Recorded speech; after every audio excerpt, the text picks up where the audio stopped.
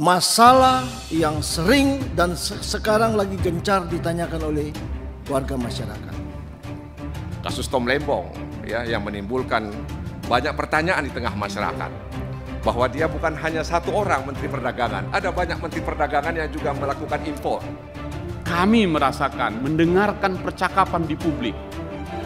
Penanganan penangkapan kasus Tom Lembong itu syarat dengan dugaan balas dendam politik. Itu yang kami dengarkan, itu yang kami rekam, karena itu kita sampaikan. Pak Jaksa Agung jangan sampai kasus ini menggiring opini yang negatif kepada publik dan beranggapan bahwa pemerintahan Bapak Presiden Prabowo Subianto menggunakan hukum sebagai alat politik. Saya menduga, takut saja Pak, kasus tidak ada pun bisa diadakan Pak, karena besarnya kewenangan jaksa. Yaitu apakah yang lain juga akan mendapatkan perlakuan yang sama? Menurut saya, kalau Pak Tom Lembong pada saat ini ditetapkan sebagai tersangka, menurut saya itu hanyalah strategi Kejaksaan Agung. Berarti yang lain-lainnya siap menanti peristiwa yang kurang enak itu.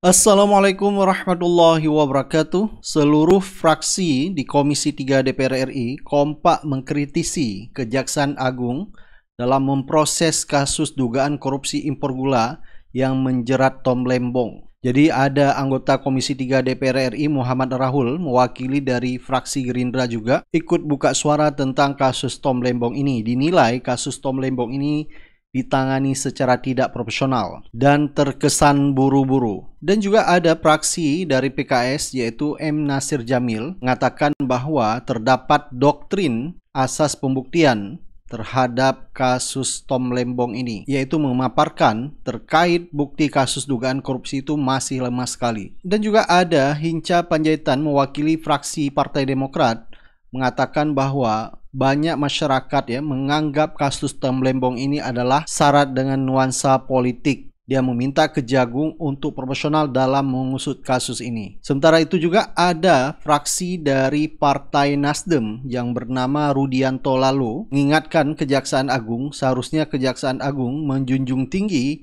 azas keadilan. Jadi dia mencium bahwa kasus Tom Lembong ini berbanding terbalik dengan azas tersebut. Tidak ada angin, tidak ada hujan, tiba-tiba Tom Lembong dinyatakan tersangka. Ada juga fraksi PAN ya, yaitu Syarifuddin Suddin berharap jangan sampai Kejaksaan Agung memilih-milih yaitu untuk menjerat sebuah kasus, termasuk salah satunya adalah Tom Lembong. Dan ada juga fraksi dari PKB Abdullah mempertanyakan keseriusan dan profesionalitas Kejaksaan Agung mengusut kasus Tom Lembong ini. Jadi anggota DPR itu yang mempertanyakan bagaimana yaitu menteri-menteri perdagangan lainnya apakah akan diusut juga seperti kasus Tom Lembong ini. Kejaksaan Agung akhirnya ya menjawab beberapa pertanyaan yang ditanyakan oleh anggota DPR RI Komisi 3, tapi dari jawaban Kejaksaan Agung kurang lengkap dan sepertinya tidak memuaskan. Baik, tanpa banyak basa-basi langsung saja kita lihat videonya. Berkaitan dengan keadilan, humanis, akuntabel, transparan, dan modern. Saya ingin menyoroti unsur akuntabel, transparan, dan modern. Pengertian modern bagi saya adalah bahwa penegakan hukum itu dilandasi atas penghargaan akan hak-hak asasi manusia. Profesor Dr. Philippus Hadjon dalam bukunya, dalam disertasinya yang berjudul Perlindungan Hukum bagi Rakyat Indonesia, mengatakan bahwa bagi rakyat Indonesia itu ada kewajiban untuk mendengar dan ada hak untuk didengar. Kami ini di parlemen, wakil-wakil rakyat, namanya parlemen, asal katanya parle, kami ini berbicara atas nama rakyat berkaitan dengan unsur transparan dan akuntabel. pimpinan yang saya hormati, saya hanya menyoroti dua peristiwa yang ada kaitannya. Kali ini izinkan saya berbicara lebih teknis, sehingga ini bisa masuk kepada persoalan yang sebenarnya menjadi akar masalah yang sering dan sekarang lagi gencar ditanyakan oleh warga masyarakat. Ini tidak lain dari kasus Tom Lembong, Bapak Jaksa Agung yang saya hormati. Kenapa demikian? Berkaitan dengan impor gula ini, Peraturan Menteri nomor 527 tahun 2004, peraturan kemudian diubah dengan Peraturan Menteri nomor 117 tahun 2015, membagi gula itu dalam dua bagian. Nah, ini saya mau menitik beratkan di sini, Pak Jaksa Agung. Gula kristal mentah dan gula kristal putih. Ini dulu. Ya. Kemudian di tahun 2015, 2016, ya, saya mau mundur sedikit Pak Jaksa Agung, pimpinan. Di tahun 2004, mulai dari tahun 2004 sampai dengan detik ini, negara kita tuh selalu impor gula, tidak ada surplus gula. Data yang kami punya adalah bahwa negeri kita itu mulai impor gula sejak dari tahun 2004 sampai dengan detik ini.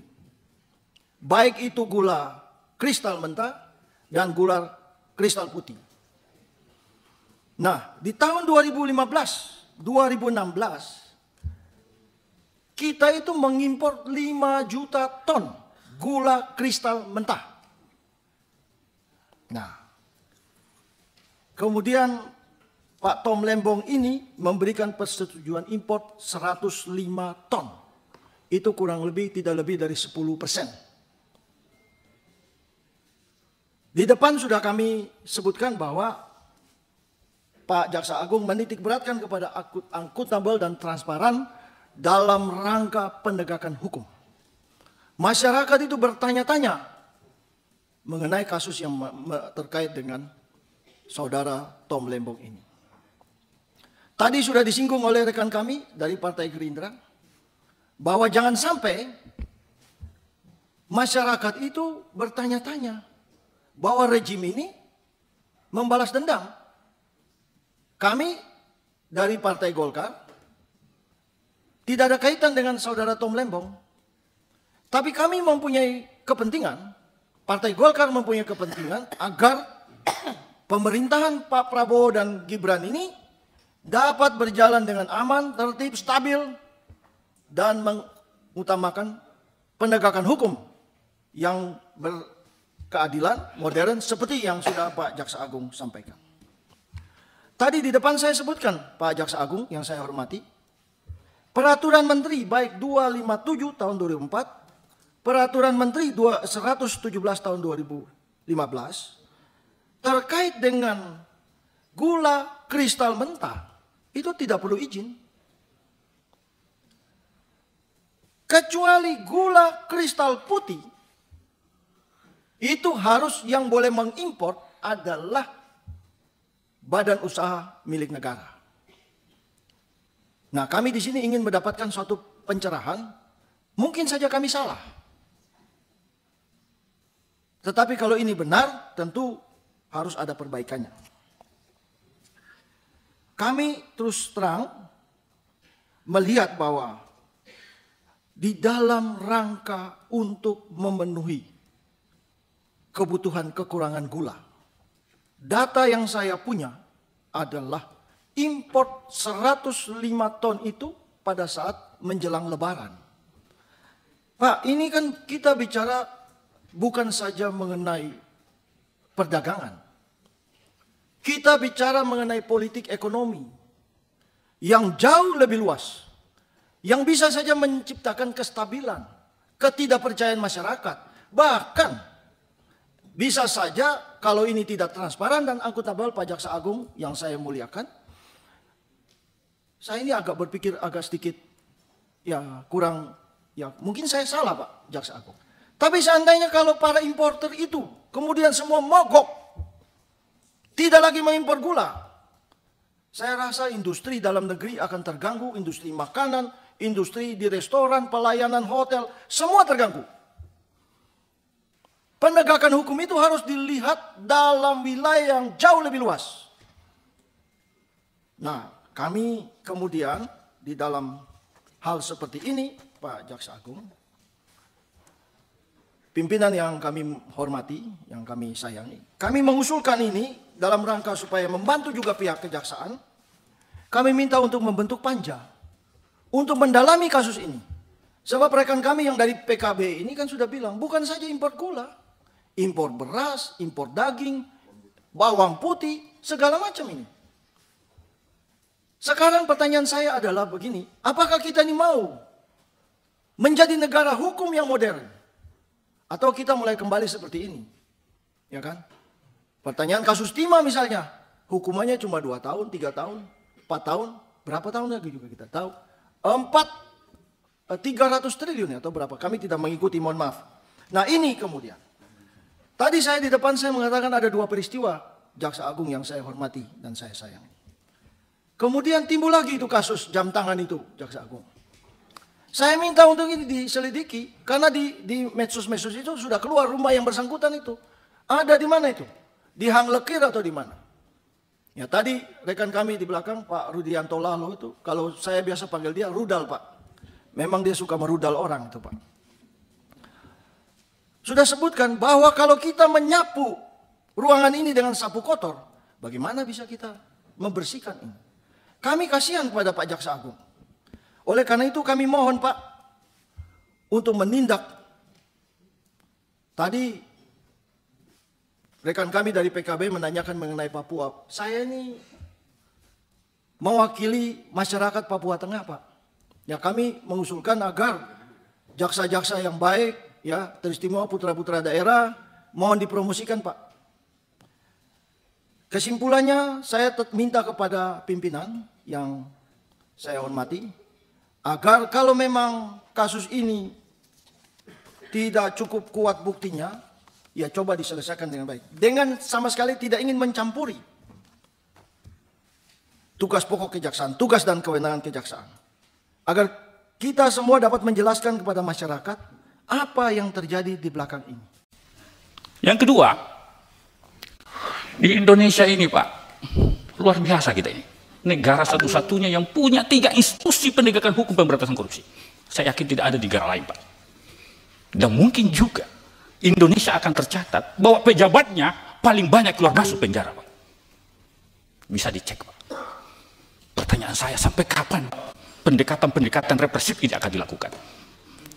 Kita setuju penegakan hukum pemberantasan korupsi, tetapi seyogyanya 3 lembaga penegak hukum harus punya strategi. Strategi bagaimana pencegahan pemberantasan korupsi itu. Supaya nanti Kajari tidak ditarget kasus-kasus Pak. Bayangkan saja Pak, kalau Kajari ditarget kasus, harus sekian 5 kasus, 10 kasus. Saya menduga, takut saja Pak, kasus tidak ada pun bisa diadakan Pak. Karena besarnya kewenangan jaksa. Karena punya kewenangan subjektif.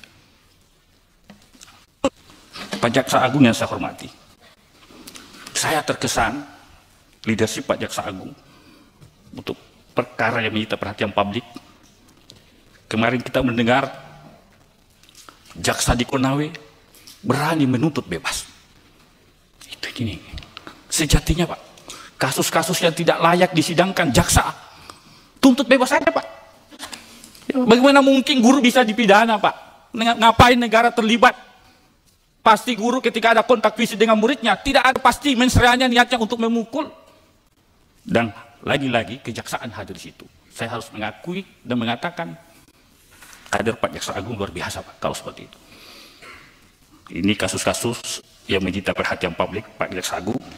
Karena itu saya mau bertanya kepada Jaksa Agung, modal konsep bagaimana agar penegakan hukum khususnya pemberantasan korupsi ini ada hasilnya Pak. Tadi 24 triliun sudah diselamatkan Kejaksaan Agung. KPK saya melihat Komisi Pemberantasan Korupsi hanya 500 miliar Pak. Ini luar biasa. Kalau Kejaksaan Agung lampau dulu, saya yakin KPK tidak akan terbentuk kalau kejaksaan seperti ini. Kenapa? Ini lebih tinggi Pak penyelamatan keuangan negaranya. Dan itu kita dorong Kejaksaan Agung agar terus, karena itu selaras dengan pidato Bapak Presiden Prabowo bahwa hukum itu bagaimana ikut mensejahterakan rakyat, Pak. Kemudian ini, yang selanjutnya ini masalah pidana, Pak. Kita sadar bahwa dalam pidana itu ada asas, bahwa bukti dalam pidana itu harus lebih terang dari cahaya. Saya pikir kita tahu semuanya. Kenapa? Karena memang bangunan hukum ini bangunan yang sangat spesifik, Pak Jaksa Agung. Tidak semua orang bisa mengakses bangunan hukum ini.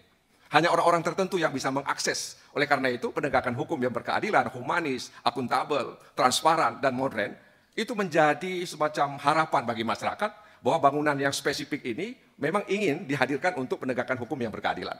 Nah, oleh karena itu dalam kasus yang disampaikan oleh Saudara Rahul tadi misalnya, kasus Tom Lembong, ya, yang menimbulkan banyak pertanyaan di tengah masyarakat, bahwa dia bukan hanya satu orang Menteri Perdagangan, ada banyak Menteri Perdagangan yang juga melakukan impor. Dan tentu saja, ya ada pimpinan yang di atas. Dan itu juga ada rakortas dan lain sebagainya lah. Itu yang informasi yang kita dengar.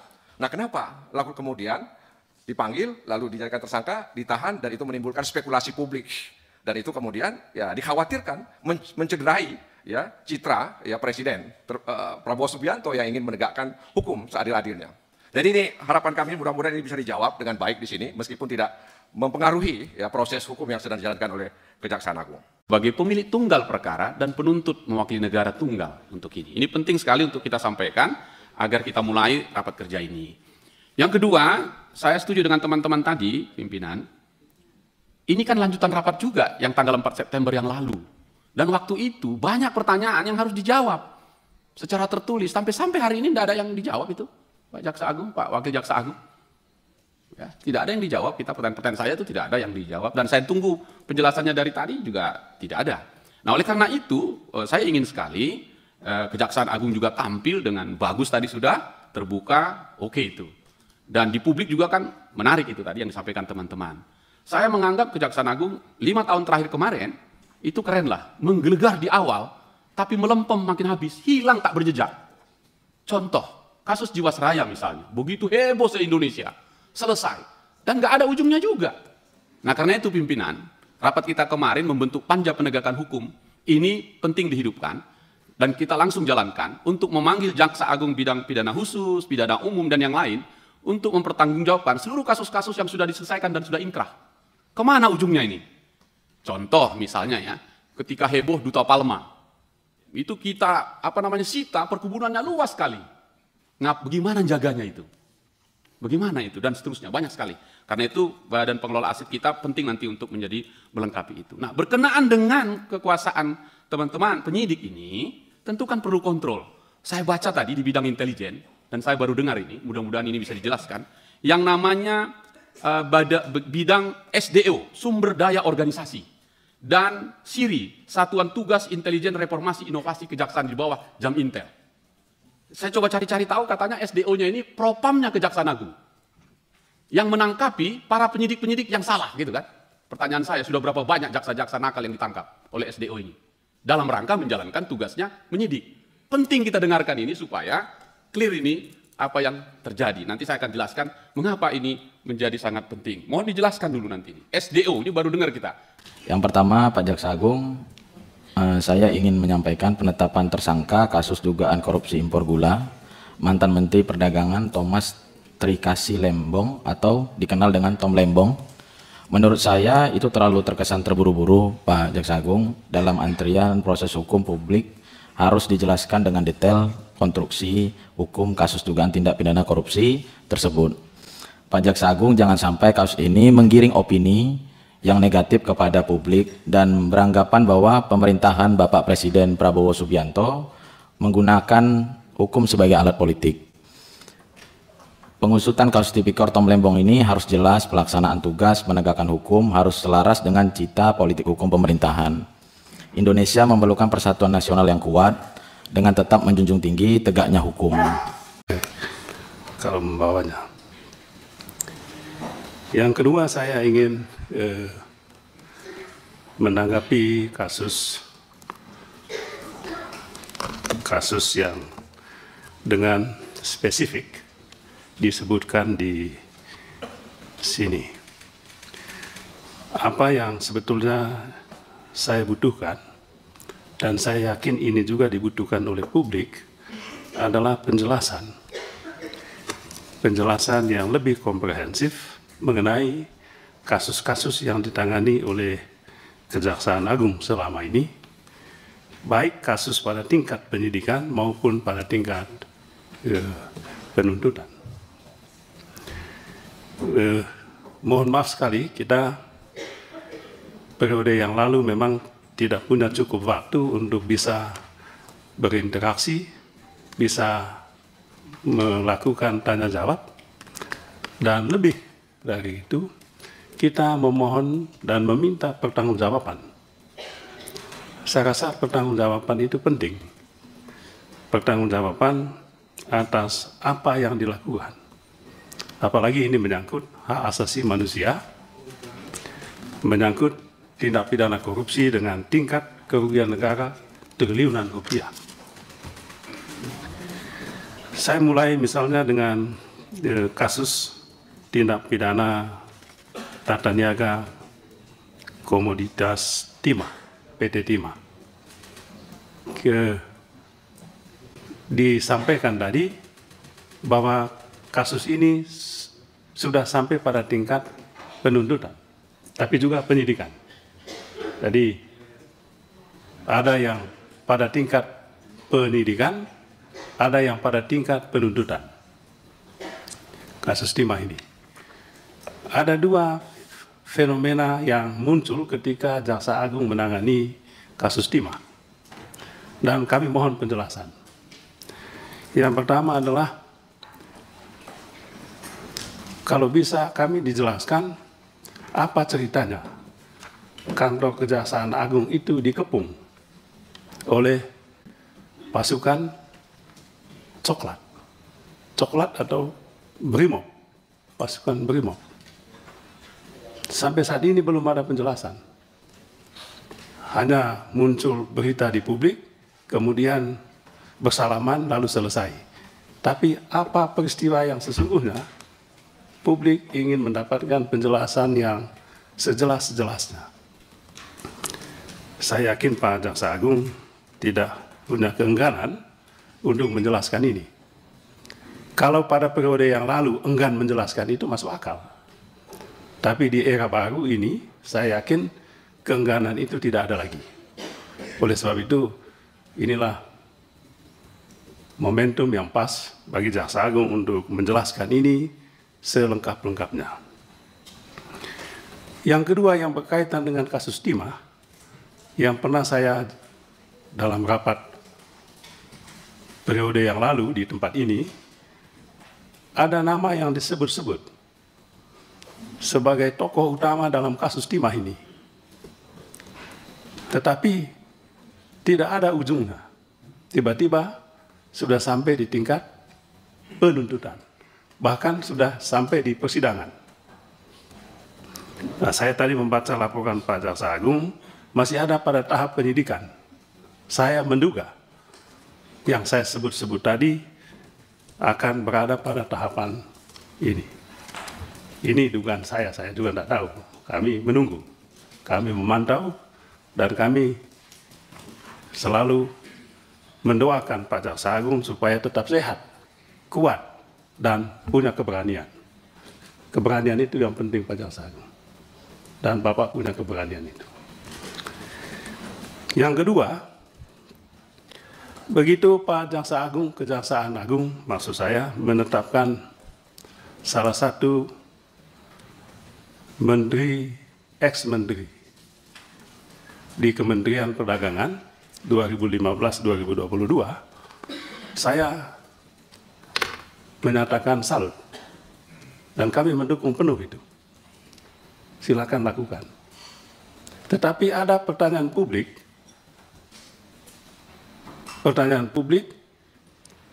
yaitu apakah yang lain juga akan mendapatkan perlakuan yang sama. Menurut saya, kalau Pak Tom Lembong pada saat ini ditetapkan sebagai tersangka, menurut saya itu hanyalah strategi Kejaksaan Agung. Berarti yang lain-lainnya siap menanti peristiwa yang kurang enak itu. Jadi saya punya positive thinking. Dan menurut saya itu strategi yang tepat. Sebab yang lain-lain itu agak sulit kan Pak Jaksa Agung. Mungkin itu yang gampang. Kita mulai dari yang gampang, jangan mulai dari yang sulit. Saya teringat dengan Pak sahabat saya ini, mantan Kajati, ketika saya masih SMA dulu. Guru saya mengatakan, Pak Beni, kalau mau menjawab pertanyaan pada saat ujian, mulailah dengan yang gampang. Jangan mulai yang sulit. Sebab yang sulit ini nanti tidak selesai jawab, waktunya habis. Saya teringat dengan nasihat guru saya ini ketika Kejaksaan Agung begitu lincah menetapkan saudara Tom Lembong jadi tersangka dalam kasus impor gula ini. Itu pintu masuk. Mudah-mudahan pintu masuk betul Pak Jaksa Agung. Jadi jangan sampai batas sampai di pintu masuk. Jadi itu pintu masuk supaya apa? Duc in altum dalam bahasa Yunani kuno harus duc in altum. Maksudnya apa? Masuk lebih dalam lagi. Tapi bagaimana masuk lebih dalam kalau yang dangkal ini belum disentuh? Sentuh yang dangkal dulu, baru masuk ke laut yang lebih dalam lagi. Kami menunggu itu. Kami juga berdoa supaya Bapak sehat, Bapak kuat, lebih lagi Bapak punya keberanian untuk masuk ke laut yang lebih dalam lagi. Ada berapa menteri di kementerian itu Mas Bambang? Ada 5 ya? Iya. Supaya tidak ada prasangka bahwa Presiden Prabowo punya dendam politik. Saya yakin tidak. Saya tadi pagi juga membaca berita headline Kompas. Bapak Presiden kita dalam pertemuan di Amerika dengan masyarakat Indonesia, Amerika dengan tegas disebutkan korupsi adalah kanker ekonomi. Apa yang Bapak lakukan ini sudah sangat tepat. Lanjutkan Pak. Jangan berhenti. Kalau bisa Pak Ketua 3 bulan lagi kita rapat di sini. Kita menagih yang lain-lainnya ini. Mohon Bapak Jaksa Agung tetap solid di dalam penting Pak. Di Bapak Jaksa Agung didukung oleh 38 Kajati ini. Saya rasa tidak ada yang tidak setuju dengan Pak Jaksa Agung. Semua dukung. Kita juga dukung Pak. Cuman dukungan kami, partai kecil kami sekarang. Cuman 44 kursinya. Baik. Mungkin saya prolog aja dulu. Untuk kasus Tom Lembong sama sekali kami tidak pernah ada masuk soal politik. Kami hanya yuridis dan itu yang kami punya. Soal nanti apa yang menjadi hal-hal yang bergulir di media, nanti akan saya minta Jampitsus untuk menyampaikannya. Karena untuk menetapkan seseorang menjadi tersangka itu tidak mudah. Kami melalui proses tahapan-tahapan yang sangat rigid dan tidak mungkin kami menentukan seseorang menjadi tersangka. Ini akan melanggar HAM. Kami pasti hati-hati. Nanti Jampitsus akan menyampaikan apa dan mengapanya. Baik. Karena waktunya saya singkat sekali. Yang pertama untuk senior saya, Pak Bambang Susatyo. Soal nama-nama kasus ya yang 1T.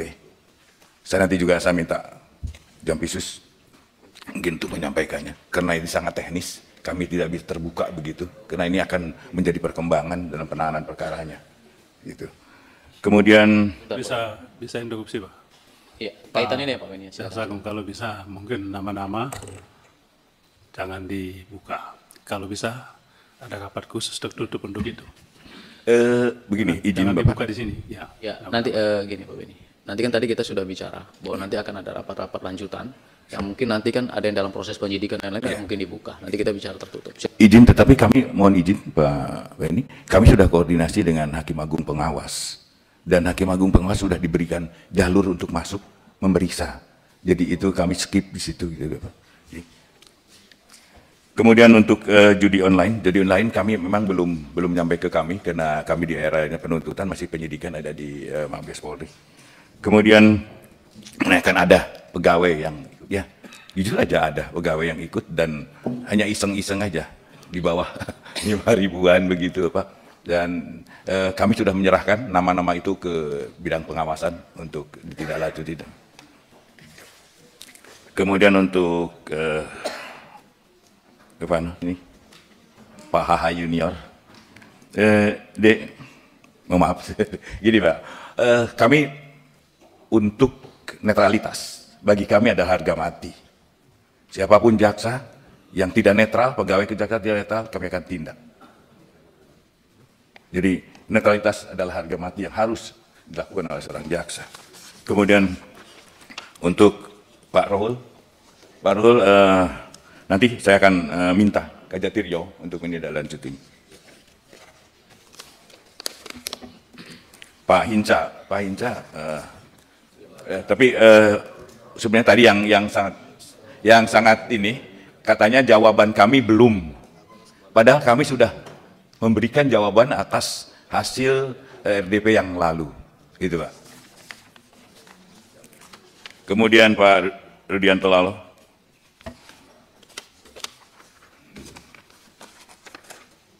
Jadi untuk saya sampaikan untuk memenuhi seseorang dari tersangka itu minimal 2 alat bukti, nanti akan sekalian disampaikan juga oleh saudara. Kemudian soal RJ Pak, kita akan kembangkan lagi soal RJ, dan saya mengharap kalau memang nanti jadi undang-undang, saya sangat bersyukur. Gitu. Kemudian hubungan antara kejaksaan, Mahkamah Agung. Karena kami yang lakukan penindakan adalah terhadap oknum, dia tidak ada soal institusi kami baik-baik aja. Kami dengan ketua, kami baik-baik. Bahkan kami, kalau ada demi tadi saya sampaikan bahwa kami membuka pintu agar Hakim Agung pengawas bisa untuk masuk melakukan pemeriksaan terhadap 3 orang hakim ini. Soal tindak lanjutnya nanti kami belum bisa menyampaikannya.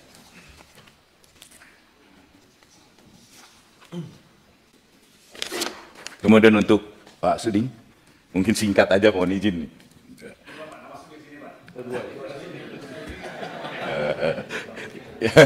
Pak Sarifudin Suding nih.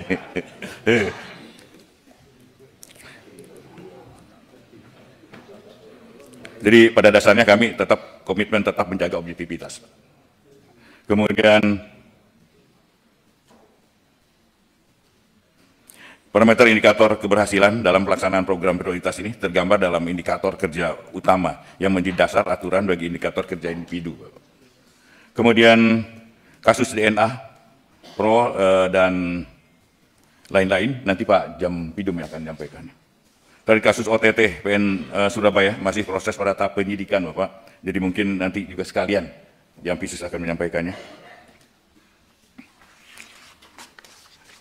Kemudian untuk Pak Abdullah,